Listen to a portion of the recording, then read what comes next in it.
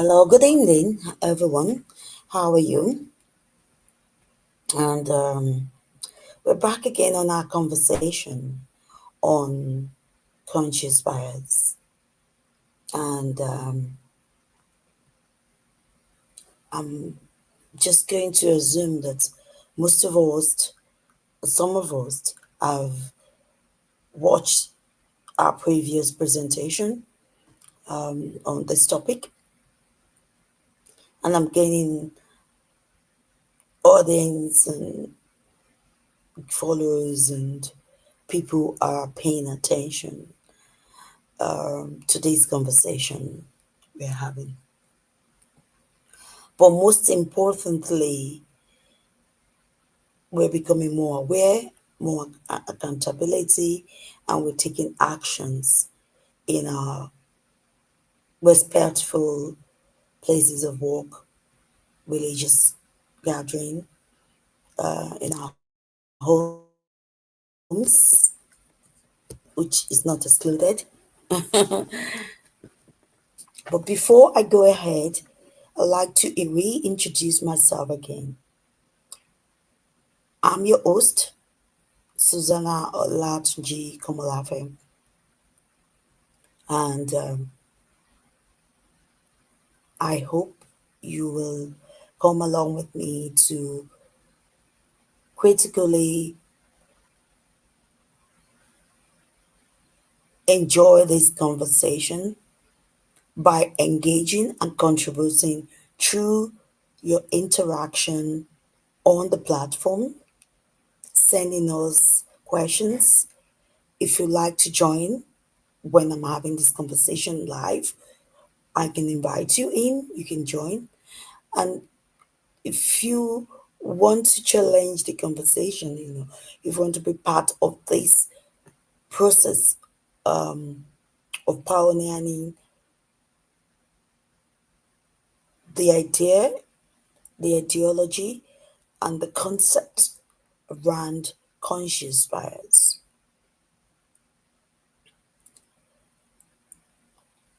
So if you're watching me on LinkedIn, try and follow, drop your comments, engage in a conversation, let me know what you're thinking.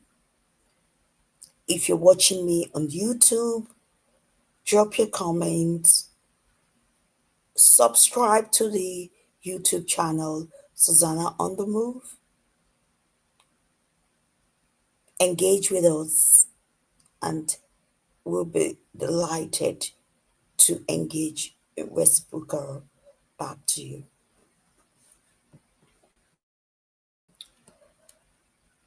And before I continue our conversation today, I'm going to go back and just re-emphasize, reintroduce the ideology and the concept which I'm pioneering, which is what is conscious bias. So, as defined by myself, conscious bias as the intentional recognition and shaping of our biases rather than denying or ignoring them. Unlike unconscious bias, which operates automatically, conscious bias is about choosing to be aware, choosing to be aware of our attitude and deliberately directing them towards inclusivity and justice. So the whole idea and the whole concept in which I'm trying to bring our attention to is becoming aware, becoming accountability, becoming accounter, giving accountability and taking an actionable action towards our biases and prejudice. Owning up to it, it's important that we own up to it because their presence, they are there.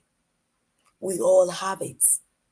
It's going back to what we discussed last time.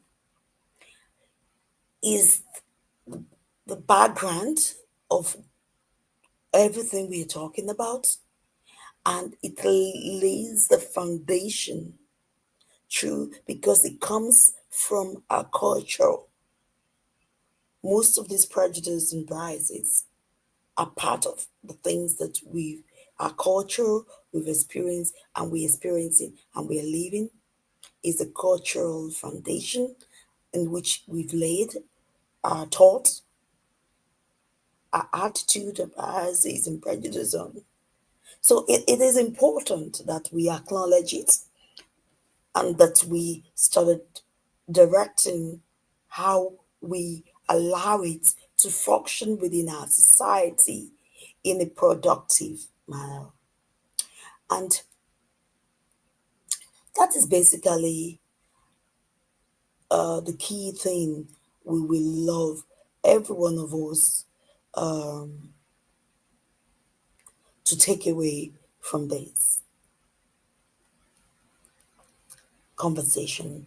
And as we grow our audience and as we become globally conscious of our conscious bias, as the consciousness grow of this ideology of conscious bias, taking this accountability, the world is shifting. We can't continue being unconsciously biased. We have to move beyond that. We have to be consciously biased, own our consciousness, own because we're becoming more conscious of our environment, of our faith, of our religion, of everything we're doing. So become consciously biased. No, we are in a place of consciousness. When I started this ideology and I started to do this presentation, I just I didn't realize what realm I'm going into. But God is opening my eyes because I've struggled with this for quite a long time. This ideology and this concept of conscious bias is just something that has always resonated with me for quite a long time. But I suddenly realized that I'm aligning myself to what is actually happening in my environment because our consciousness, we are becoming conscious of what is happening around us. Our consciousness is becoming awakened. Our consciousness is drastically becoming awakened. And because it's drastically becoming awakened, I believe people is going to tune in into this. And there will be great understanding of this conversation that we are having. So start with me today. Be open minded to this conversation.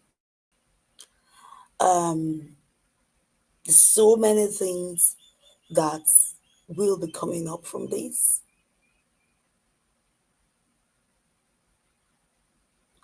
And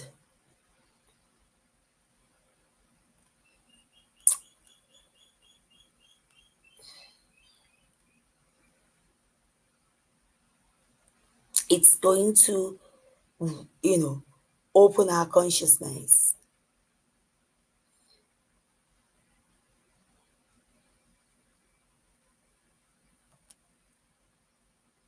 Totally open our consciousness. And I want everyone to come along with me on this journey. Just join me. Don't join me on this journey and let us explore this whole process together. Let's just explore this whole process together um, as we go along. So today we've spoken about the key concept of conscious bias, and we have three areas in which we are focusing on, starting from gender, race, and religion. So today Before today, I'm going to really focus on religion as a key aspect of our conscious bias. So, religion is one of the most powerful cultural forces sh- shaping identity, values, and social interaction. So, in my framework, religion is not treated as divisive maker, but as a conscious tool for building bridges.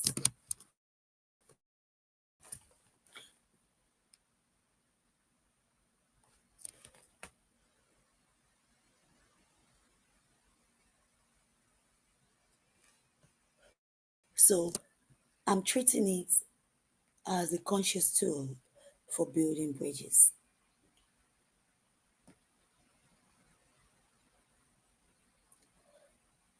We're going to have a short interlude.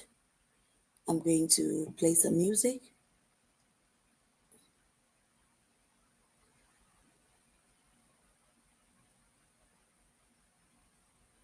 I just needed a bit of, I needed you guys to just excuse me for a moment.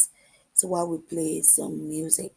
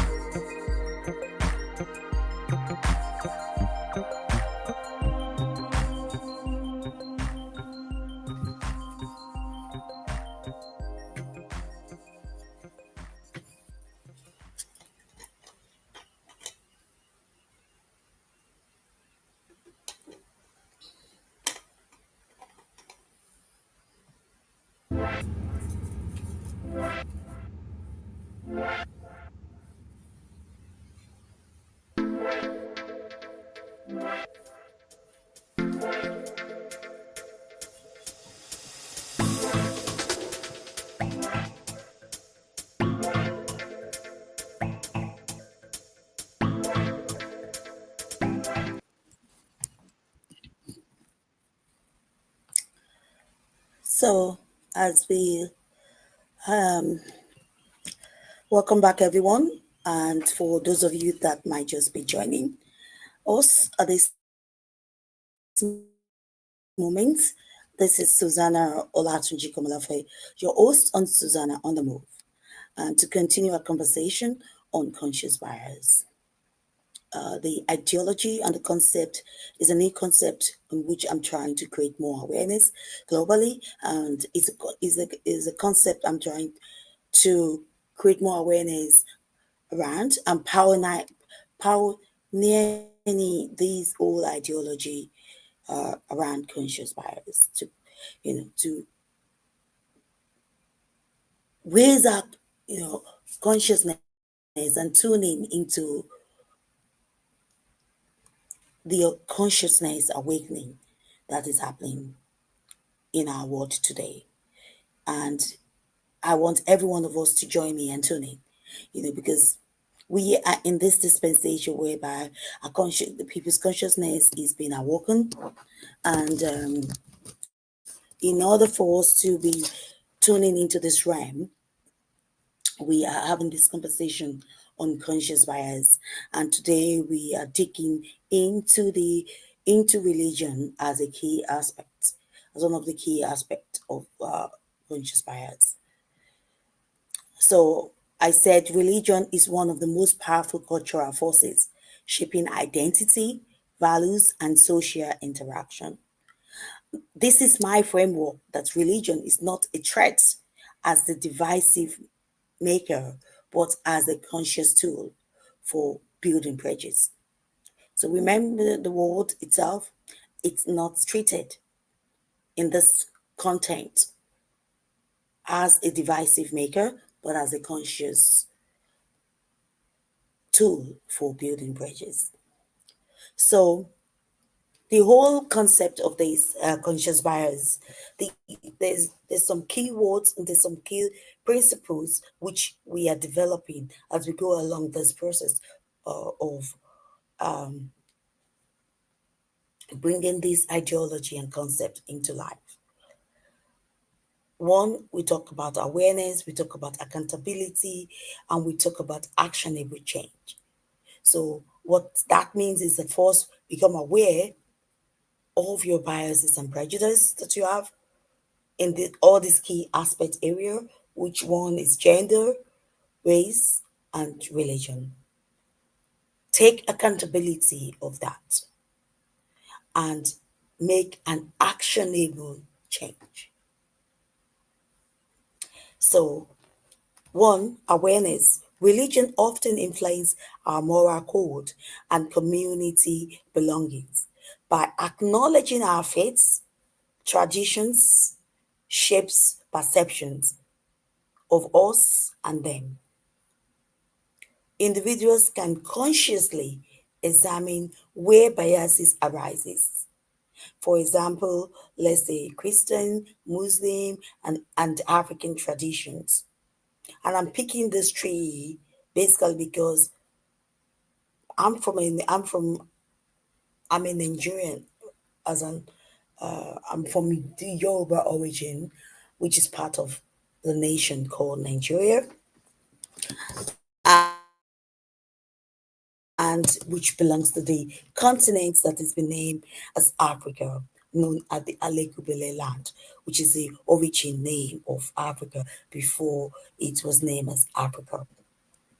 And I'm a Christian, but I come predominantly from a nation that celebrates three different types of religion. Christian, although I don't see Christians as a religion. I see it more of a way of life. But when we categorize it, it's on the as it's become a religion. Muslims and African traditions. So faith may carry implicity hierarchy, and that's the reason why those three things comes out. So faith may carry implicity hierarchy in the diaspora communities. Conscious biases, conscious bias asks us to name these influences openly. So what I'm saying is that be open about it, become aware, and speak openly about it. And you speaking openly about it is that you're taking ownership of your thought and of your cultural foundational prejudice or biases that you have. Engage conversation, know it, but act, you know, become accountability for those thoughts, find solution, have conversation, get clarity, and take actionable changes. So religious teaching emphasize responsibility. Most of the religious teaching emphasize responsibility, whether through Christians' notions of state worship, Islamic principles of justice, or action African spiritual traditions of communal harmony. So my model is leveraging. So what I'm doing in this framework that I'm creating and the model in which I'm using when we're talking about those great principles, which three has come up already, and I'm talking about the accountability aspect of it, is that my model leverage these values to hold individuals and institutions accountable for how bias manifest in policies, how these biases, which we have, how it manifests itself within our policies, workplace, and communities. We have to hold our institutions accountable. We have to hold our leaders accountable. We have to hold our institution accountable, accountable. We need to hold ourselves accountable, you know, for how biases manifest in policies, workplace, and community.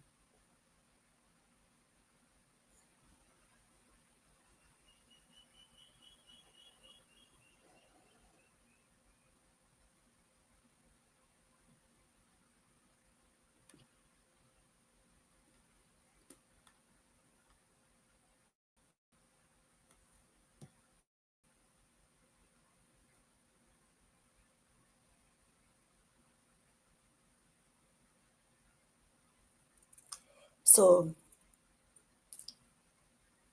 actionable changes. So, what are the actionable changes we're taking?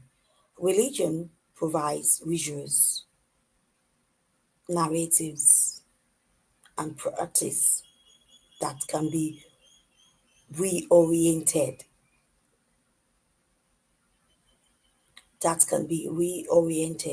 towards inclusivity. And whenever I mention the word inclusivity, it is important for me to point out that being inclusive, when I'm talking about inclusivity, does not mean that you dim the light on other people. I don't want you to dim my light because I want to be inclusive. And I don't want you to isolate me within that space of inclusivity. So, being inclusive is you recognizing that I'm there and me also welcoming you within that space, and that we both welcome each other, acknowledge one another, accept one another, recognize the differences, celebrate the differences, promote each differences, don't dim my lights, and don't isolate me. That is my own inclusivity, which I'm talking about within this content of concept and ideology that I'm preaching. That is what I mean by inclusivity. That is my own definition of inclusivity. I don't want an inclusivity that isolates or dim other people's light or silence others over one. Because to me, that's what I'm observing. Own definition of inclusivity equally shine. So, what are the evidence based content when we talk about this? Now, in Ireland, African diasporas include diverse religion affiliation, according to the Central Statistic Office. Christianity remains the largest faith among African nations in Ireland, but Islam and Pentecostal movements are also significant. This diversity means that religion is both a potential source of division and a powerful platform for unity. So it can be used in different ways. And that is what the statistic is saying. And that is the way I'm reading the statistic. So that really that it can be used in different ways. It can be used as a source of division. It can also be used as a source of unity. Be aware of that, and that is what the idea of my conscious bias is talking about. Don't ignore that. Be aware of both. That it can be used as a division, and it can be used as a unit to unite us together. So So when I say conscious bias in this context and with the ideology in which I'm preaching, this is what I'm saying. Be aware, take accountability, and make an actionable change. So by blending religion into conscious bias, I'm ensuring, this is what I'm ensuring, that diaspora community do not ignore faith as the driver of identity. It cannot be ignored, but instead use it as a conscious, constructive force. Because if you look at our society today, and which I'm not going deep into it because I'm focusing on building this, and I think this will reshape what we are seeing in our community today. The trend at which religions is changing the diversity, inclusiveness, and equity within our community is drastic. And it's because we're still embracing unconscious bias rather than it is time to move beyond that. This is a time consciousness is arising. Our consciousness is arising, and things has to change. Our consciousness is arising, and things needs to change. Things needs to change. So direction of awareness, accountability, and action. Action it will change. So just to point out some of my models, how it translates religion into practical steps, and I'm just going to point those out. So when I talk about awareness, I'm recognizing how faith shapes identity and biases. And examples as interfaith workshop, naming stereotype. Interfaith workshop is been naming as stereotyping it. Accountability, using religious values to hold community responsible, using those values which is between those religions which I've mentioned in terms of harmony, in terms of community harmony, in terms of justice, in terms of accountability, respect, faith based, using those values which each religion hold to make for the community to become responsible, to hold community responsible, actionable, transform visuals and teaching into inclusive practice. Transform it. All those visuals that by different religion, transform it. It's because it is not transforming our community. So we should start using it to transform our community. So I'll give a very practical example when I say actionable actions and to transform it, the visuals and the teaching into inclusive practice. So for example, when we say people should, let's talk about the commandments. So what one commandment? Thou shalt not kill. So use that teaching to make it into an inclusive practice. So when we are talking, so you say thou shalt not kill, and when you're talking about the inclusiveness, become actionable. Let it become not just saying it, become actionable. Those practices become actionable, and if everybody understands that, there will be no war because we will rather engage in conversation resolving conflicts in so many ways than to kill, than to go for war. And this is what we're saying that the change should be. Share cultural, religious festival across community. But when you are sharing it, like I said, be actionable. So those words that we say that we're already aware of and we are becoming accountable for, taking responsibility for it as leaders within the community, putting it into practice. Putting it into practice. So let's imagine a young African Muslim in Dublin. So let's start with that. Who feels excluded in civic spaces. Or let's just put, for example, a young African Christian. So it could be Muslim, it could be a young African Christian, it could be a young African spirituality in Dublin who feels excluded. Either way, through conscious bias, through their conscious bias, they already feel that they've been excluded. This is the thinking. So it doesn't matter which religion you are, whether you're Christian, we feel exclusive, you feel consciously feel that you have been excluded, if you're Muslim or an African spirituality.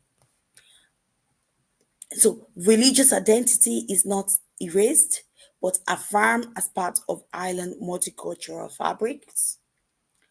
Similarly, a Pentecostal church in Cavan can consciously partner with Catholic parish to host an African History Month event or model inclusivity, hold an event together, coming together, because that is faith with community. Can you see that in that way? Faith with community. This lived example shows how religion, when consciously engaged, becomes a vehicle for belonging rather than exclusion. It becomes that's what it becomes, a vehicle for belonging rather than exclusion. So what I'm saying in summary, and in this concept, what I'm saying in summary is that religion is not a peripheral issue in my conscious bias. It is a core drive of awareness, accountability, and actionable change by consciously engaging faiths, traditions, communities, and this can transform biases into generative force for inclusion, justice, and national cohesion.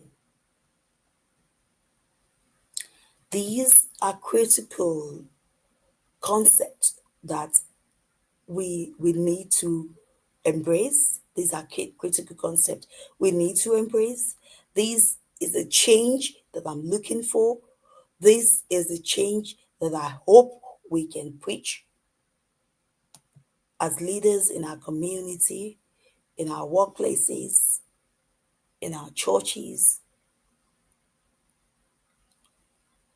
in our homes, because everything starts from development, starts from home. Like the word say, charity begins at home. It's about development begins at home. So that's so it's let's start from our homes, let's start from our community, our churches, our workplaces, where we gather. Let's start from there. So let's start from these places. Let's make let's shout about this. Let's talk about this. So don't let us be ignorant of the importance of this. Don't be ignorant of it. So don't let us be ignorant of this.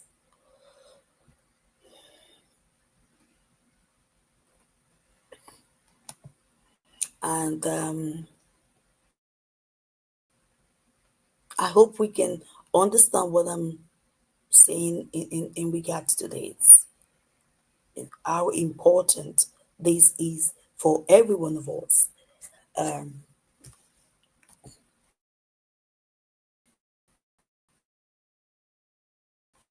how important this is.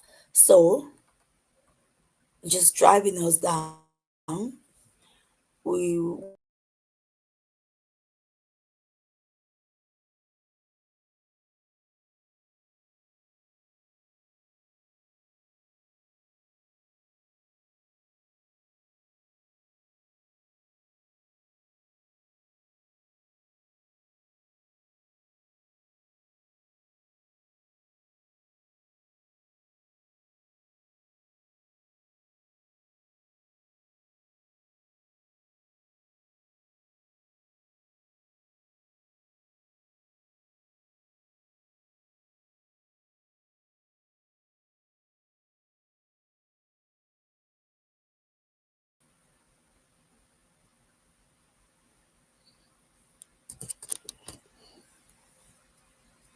you guys with me?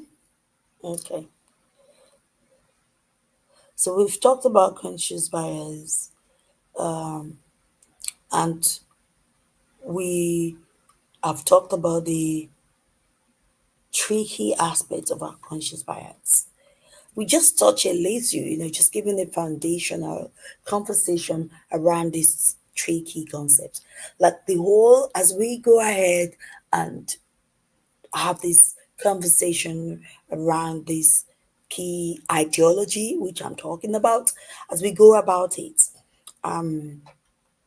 we're going to always come back to this tricky concept, which we're using as the foundational conversation. And remember that we said culture is the background, but it's not just the background, it's the foundation in which all these three aspects lies in. So, which is the gender, race, and religion. So, I briefly introduce us. So, what I've done is to introduce us to each of these key aspects: gender, race, and religion. So, I've introduced Jesus to this. So, talked about the foundation, the aspects of this ideology concept, this key concept of ideology, unconscious bias, and the role that culture plays as the foundation of where all these key concepts taught comes from.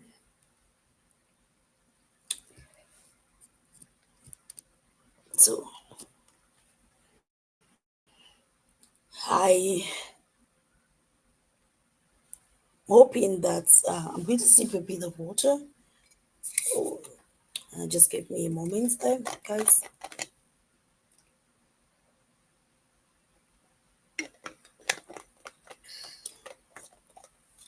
I'm having a dry mouth.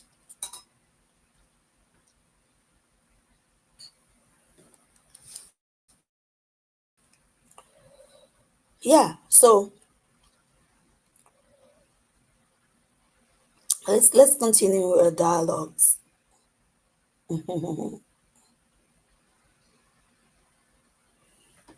Let's continue our conversation. And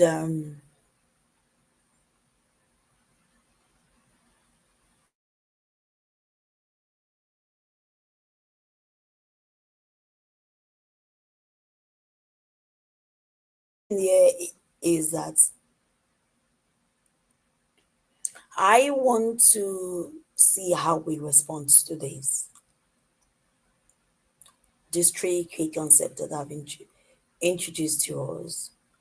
And the best way you can make this possible for myself is that you engage me in conversation through the chat box.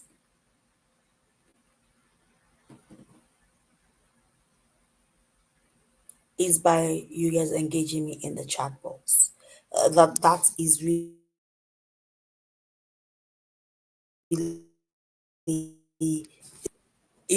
to make it interactive, and make it interactive in the chat box. Through the chat box, so that every one of us is, in one form, shape, or the other, is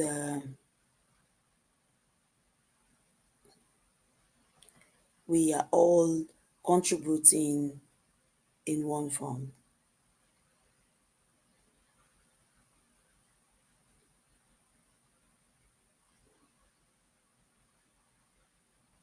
That we are all giving our own contribution, and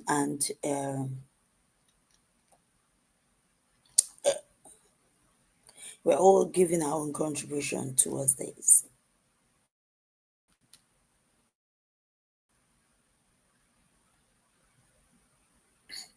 And that we all agree together, that we all agree together, in this, what will I say, this line of thought, that we all agree together in this line of thought, that we're all agreeing together.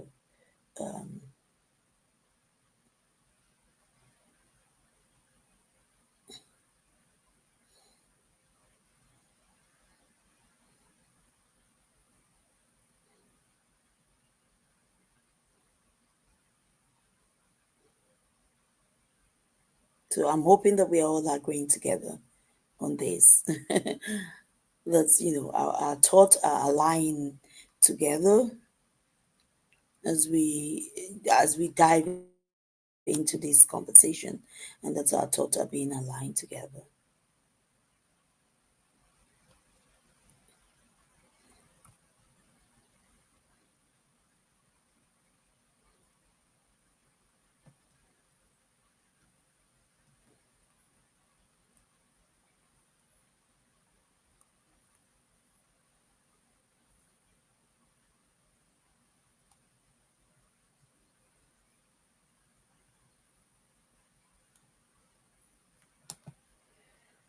So that we are all aligned together, in this thought of line, yeah, that our thoughts and is aligned together, and that we're not just, here, we're not just, it's that our conversations are evidence based, that our conversation is evidence based, and that we align with the thoughts of what, we align in with his thoughts, as we continue to engage in this conversation together. So sorry there, guys.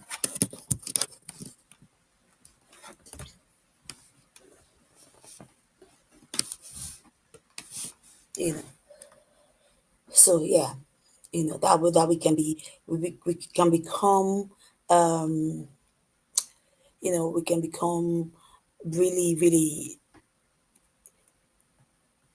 honing our own narratives when it comes to this conversation. That we can hone our own narratives. We can become responsible in the actions that we take to foster these kind of conscious bias, to foster it in our homes, in our community, and to foster it in a way that it could manifest a change. Because there's just no need us talking about all these things if it doesn't manifest change. So, conscious, whereas according to the framework in which I'm creating and what I'm hoping and what I'm expecting, is that it fosters a change that is being manifested, that we can all see, take, become aware of it, be accountable, and be actionable in our actions, in our communities, in our homes, in our, as leaders,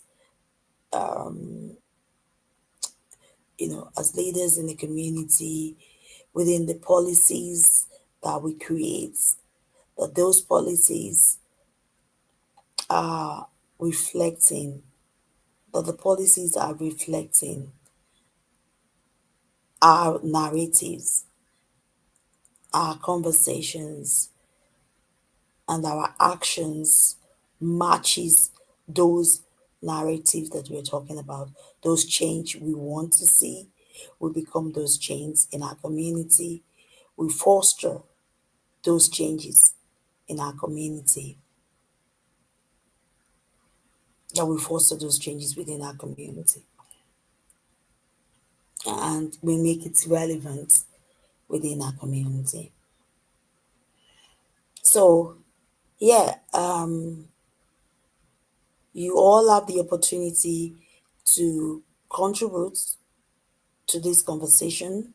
You have the opportunity to foster the change along with me as I continue to engage us in this critical conversation, open up this conversation to every one of us, and allowing ourselves to be, you know, immersed with it. So I'm going to say a big thank you to all of you that have joined me in this conversation. And for those of you that will be joining us later on, seeing this and just coming on board with this conversation, and as you send us your contributions and comments, I just want to say a big thank you for everyone. Again, it's your host, Susuana Olatunji-Komolafe, on Susuana on the Move. Go onto our YouTube channel. It's essential that you subscribe to us.